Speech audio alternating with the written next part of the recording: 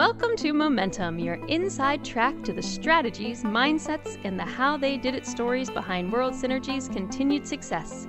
Let's unlock new levels of achievement together and join today's podcast. Welcome to another episode of our podcast. As always, with me is Glenn Smith. Hi, Glenn. Hi there. Charles on engineering. Hello, team. And I'm Matt Jones. Today, as we continue to go through our core values and discuss in further detail what they mean to us, we're going to hit on world-class customer experience. So, Glenn, I don't know if we want to start with a high-level definition of what that means. I know we have a couple definitions within our different locations. Right.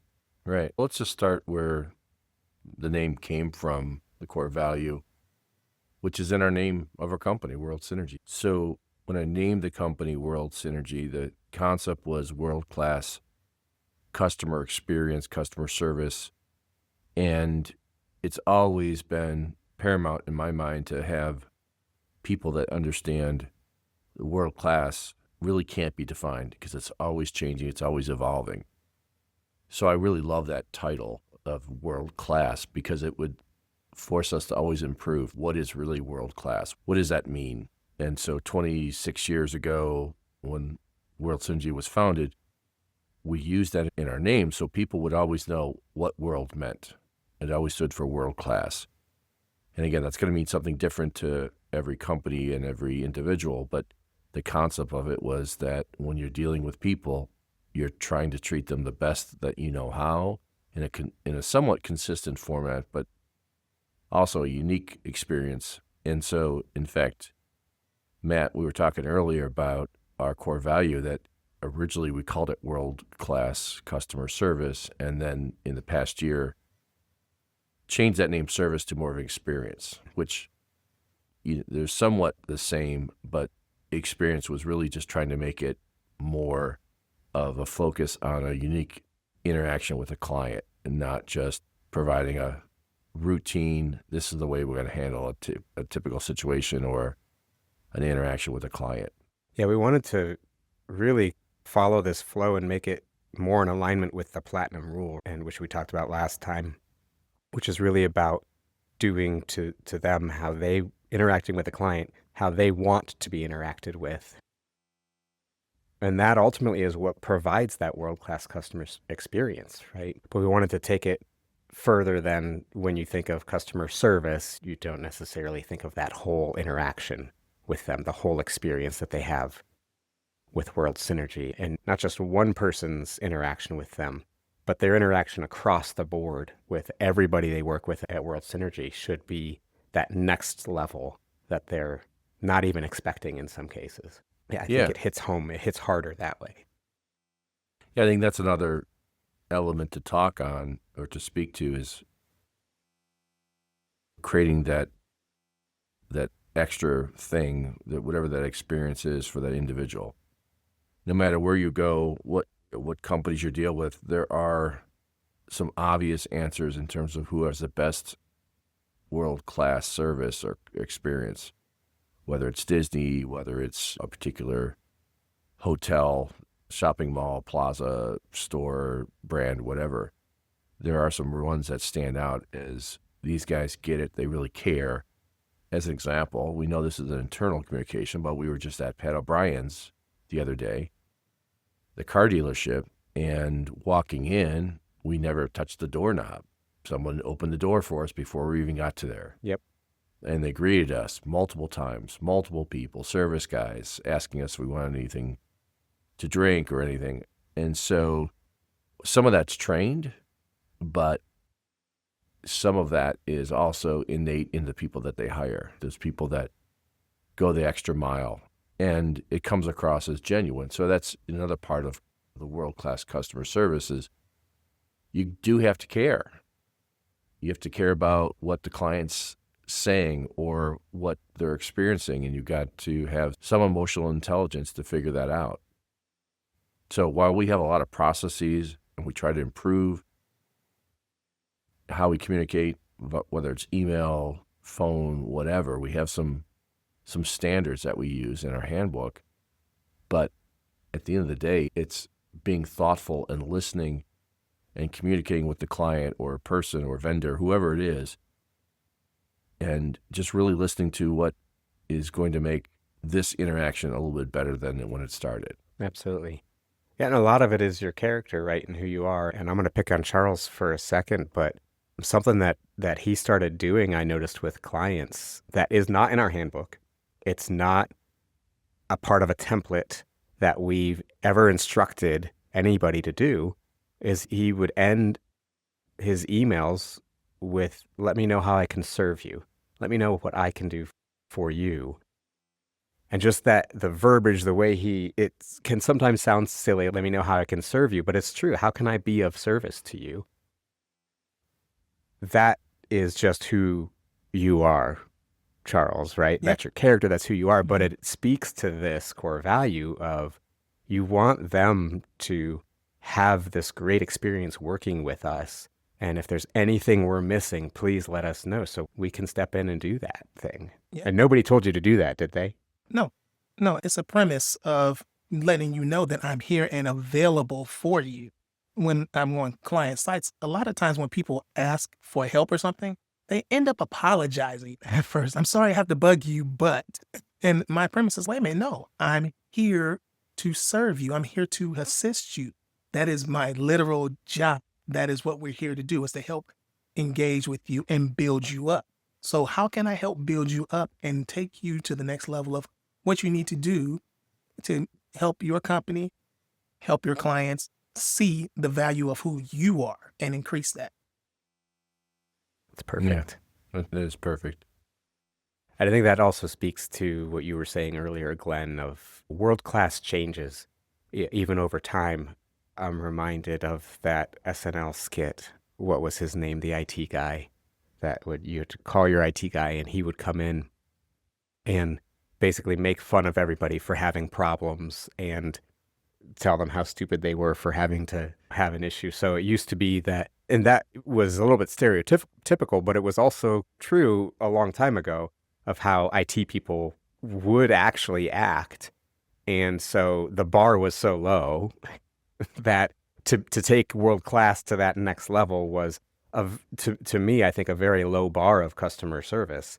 Whereas, now in our world where there's 10,000 plus MSPs and there's people that are doing just that, they're already doing, it's the expectation now. It's not the world class to have that bar of customer service. And so you then, Charles, in this, you're taking that to that next level. And I think that's that evolution of what world class means in that realm. And I think it will change over time, right? As people get better and better. But I do also believe that as it plays into the platinum rule, as long as we keep understanding how people want to be interacted with, we will continue to be able to evolve that world-class customer service even further and further.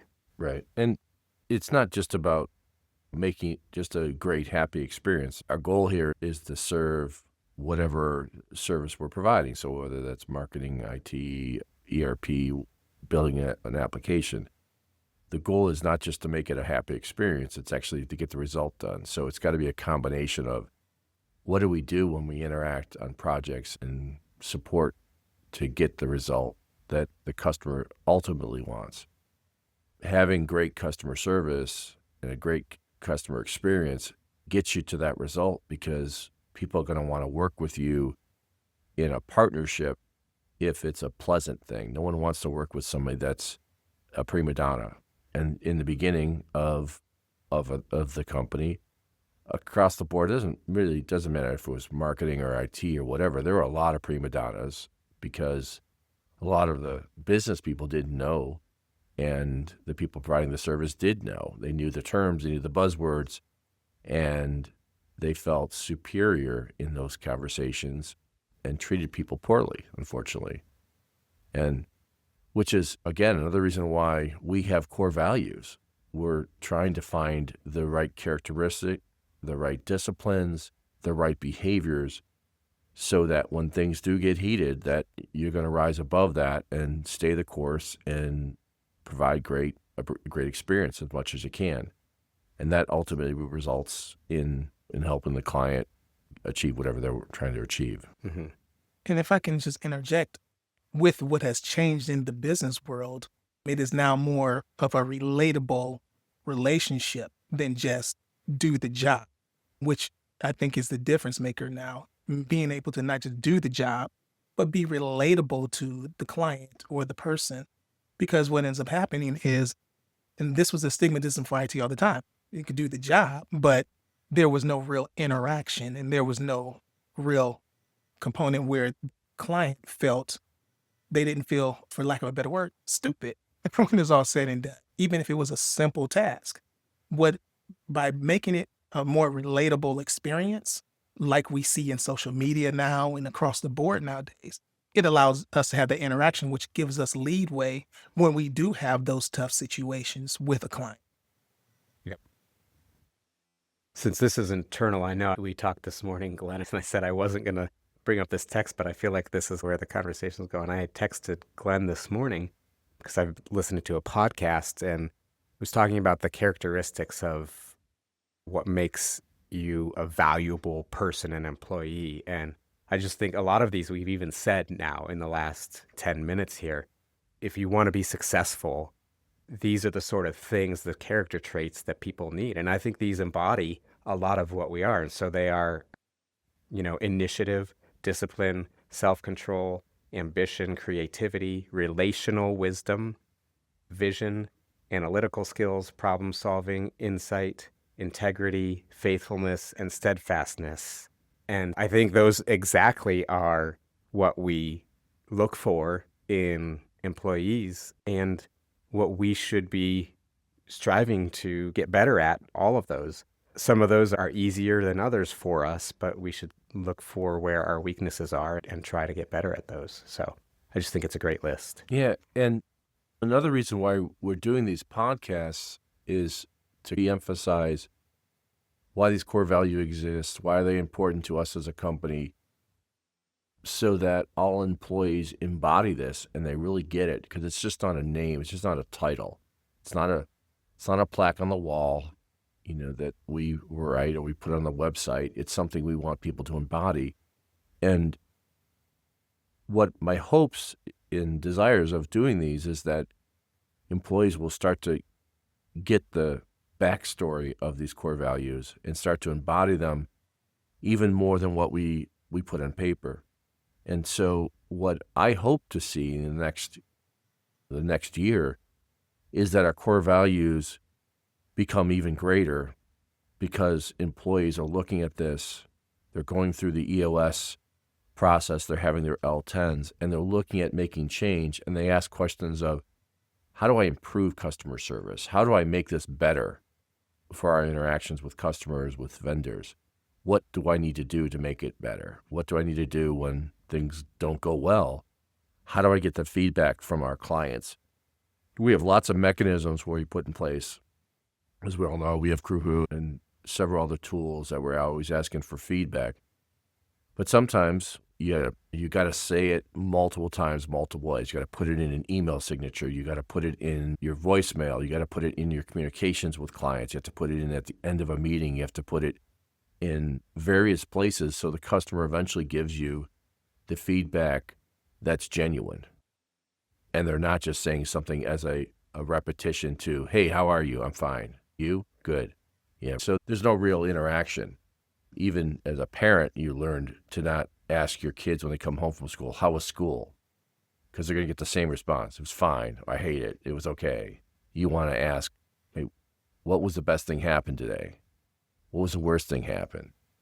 What did you have for lunch? You want to ask very specific questions so you get more of an engaged response and you can actually get something from it. Same thing with our clients. We got to ask those questions. How many times at the end of our meeting did we say, hey, how was this meeting? Would you rate it? What could we have done differently? Was this of value to you? Because we want to constantly change. We don't want to do things in repetition. And I think that's what's happened in earlier years, is that we get stuck in these processes and we're like, oh, this is a great process, so let's follow this A to Z. And then we forget the customer is there and we forget that life is there, and we gotta pivot. So I'm hoping that us talking about internal processes, our core values, that every employee is going to look at this and say, hey, what can I do to make this different? How can I make a customer experience better? Because it is changing. When we first started World Synergy, we had this attitude, and I accepted it, was that we don't have a live answer. Like, we're a technology company. We started out with technology.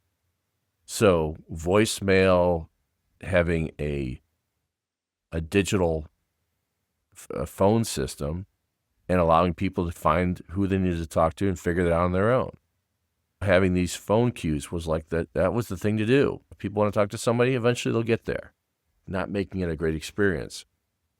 Until, I don't know, probably 10 years ago, we started saying, no, we got to answer the phones. And we got to, even from our employees, we got a bunch of pushback.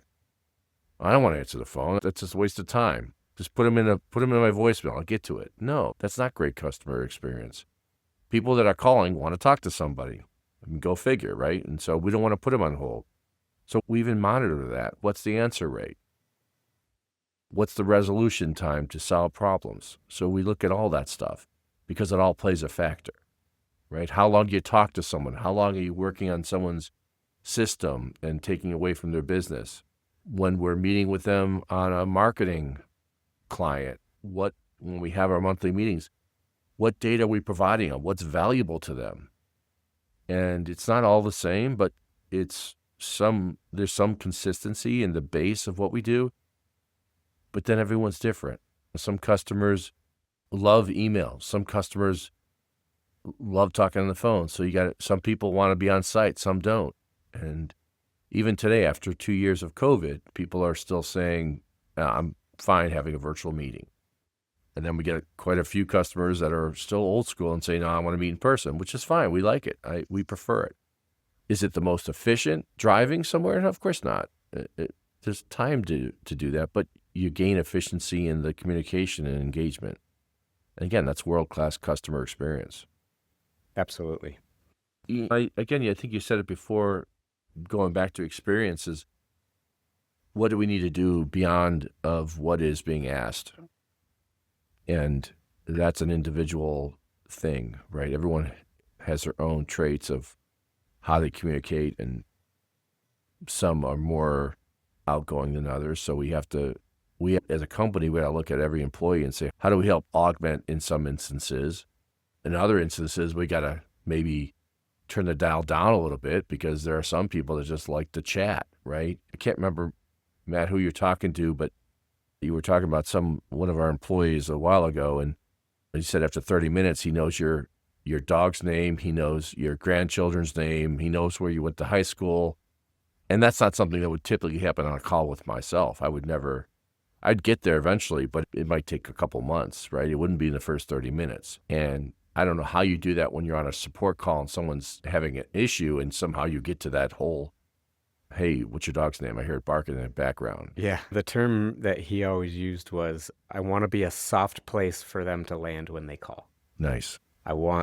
Because when people call, they're not usually calling just to say, hey, how's it going?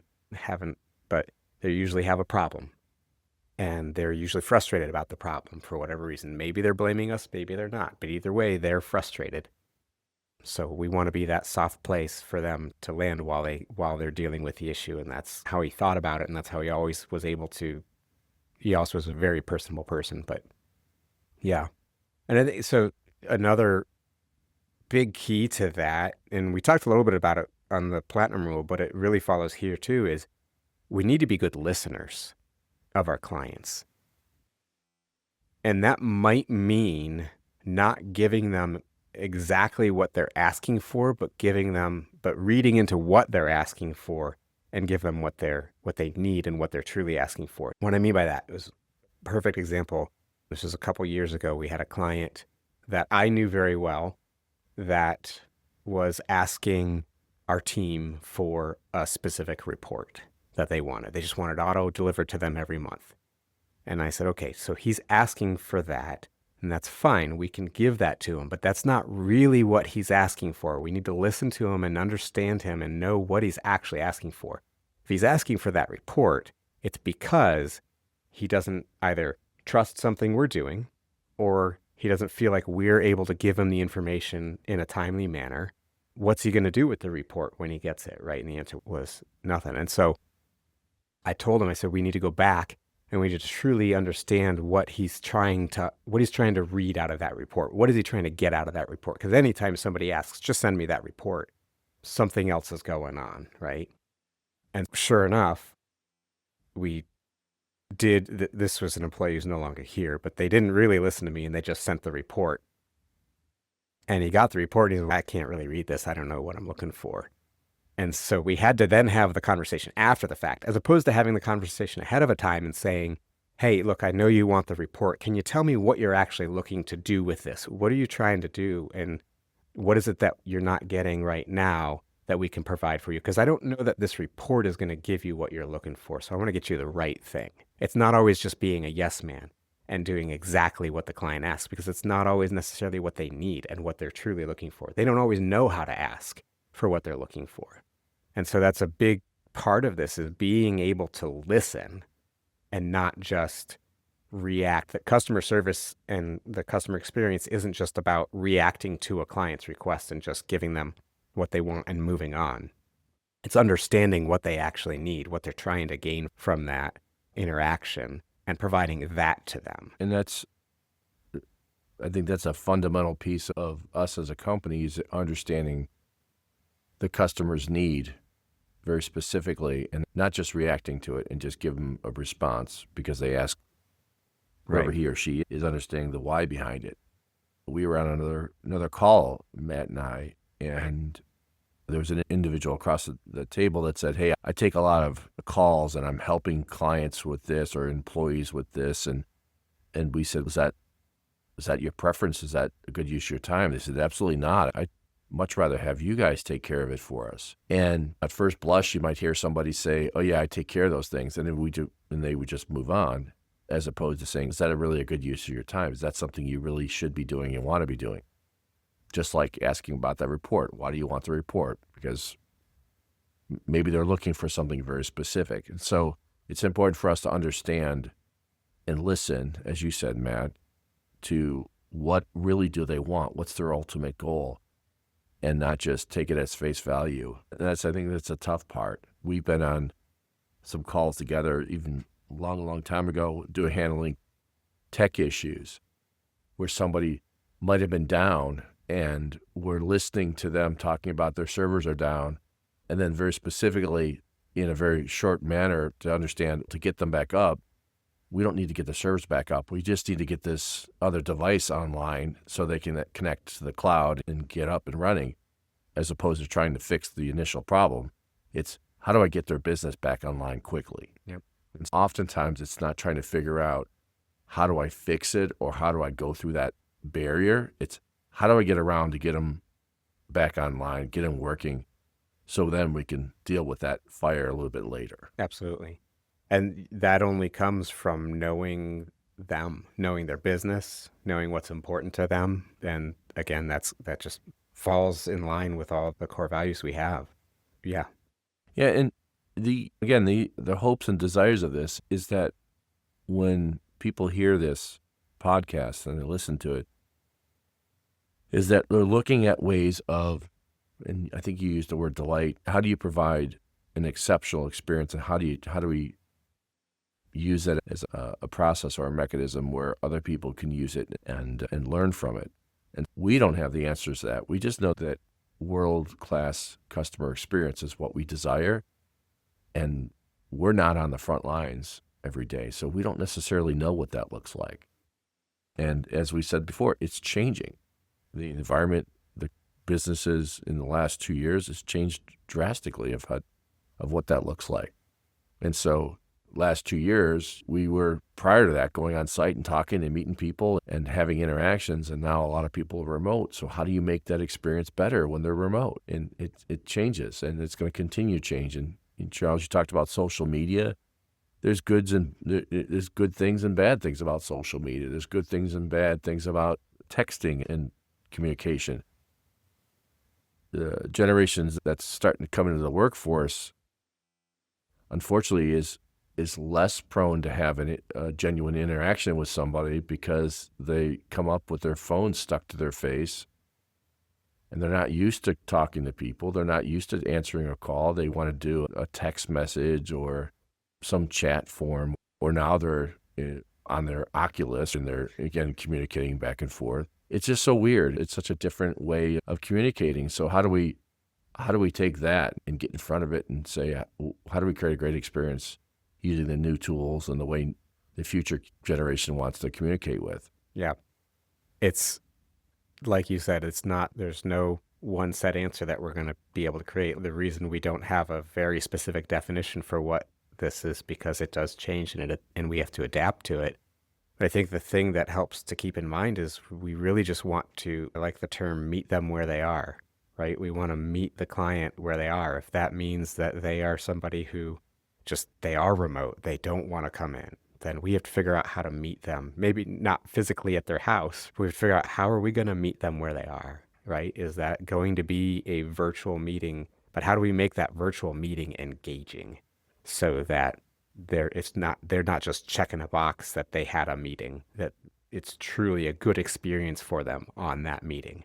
Because it's going to be handled very differently than we would in a personal meeting. If I'm sitting across the table from somebody, right, I can interact with them in a different way than in a virtual meeting. So sorry, go ahead. No, again, we have certain types of cues, certain types of processes that we put in place. We probably need a lot more, but general guidelines of how we communicate. And in our handbook, we talk about how you should answer your phone, how you should answer your emails. And we have a process that says you never want to respond to an email in a neutral or negative way, right? If it's something that is going to be a little bit difficult to talk about or it's somewhat neutral information you're sharing, pick up the phone and call them and explain it.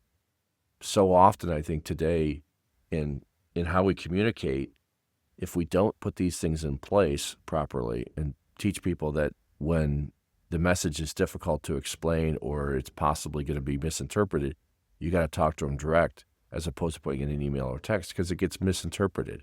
I'm sure everyone here that's listening and in our own lives, we sent a text message that got misinterpreted because someone read it and maybe someone accidentally hit the caps button and it's all uppercase and you're like, why are you yelling at me? I'm not yelling at you. My thumb hit the caps button. Or you put something in the voice to text and it misinterpreted what you were saying, but you just sent it out because you were in a rush and people misinterpret it.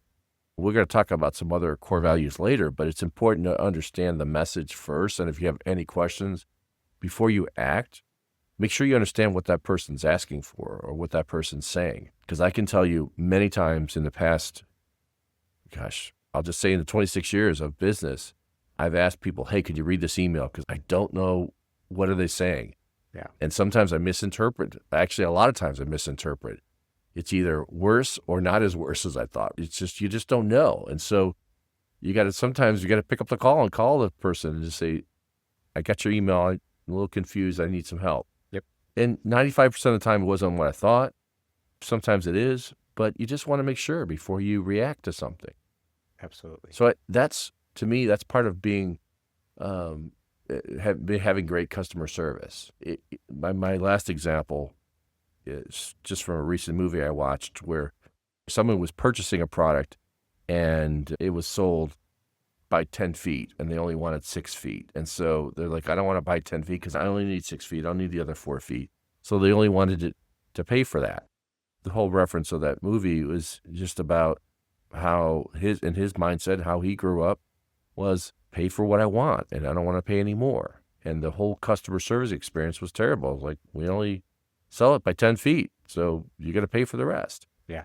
And at the end of the day, it's really understanding the individual and trying to make sometimes allowances for certain things. And you don't always win the battle, but you want to win the war, right? And that is ultimately getting the customer where they want to be or where they need to be. So it's a two-way street that you got to understand the customer. But at the end of the day, we always want to be the same person, whether there's a fire or if there's a celebration, right? We want to be that same person. And that's not always easy to do. Awesome. So that is world-class customer experience. So thank you very much, Glenn. Thank you. Appreciate that. Thank you, Charles. No problem. And have a great week.